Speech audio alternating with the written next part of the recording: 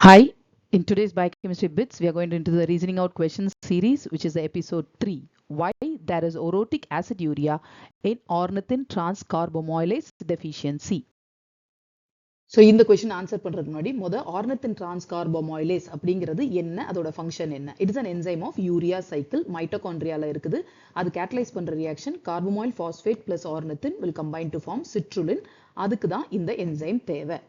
இப்போ இந்த பிளாக்கேஜ் ஆச்சு அப்படின்னா, இந்த ஆர்னித்தின் டிரான்ஸ்கார்போமைலேஸ் பிளாக் ஆயிடுச்சுன்னா, இந்த கார்போமைல் ஃபாஸ்பேட்ங்கிறது நிறைய அக்யூமுலேட் ஆகும் மைட்டோகாண்ட்ரியாக்குள்ள. அந்த அக்யூமுலேஷன் டிஃப்யூஸ் ஆகி it crosses the membrane to enter into the cytosol. So இப்போ இந்த சைட்டோசால்குள்ள வந்த கார்போமைல் ஃபாஸ்பேட் அங்க இன்னொரு என்சைம் பாத்வேக்கு யூஸ் ஆகும். அந்த பாத்வே வந்து CPS2, அதாவது carbamoyl phosphate synthase 2 pathway, where it combines with aspartate and enters the pyrimidine synthesis pathway. அதுல ஒரு இன்டர்மீடியேட் தான் orotic acid.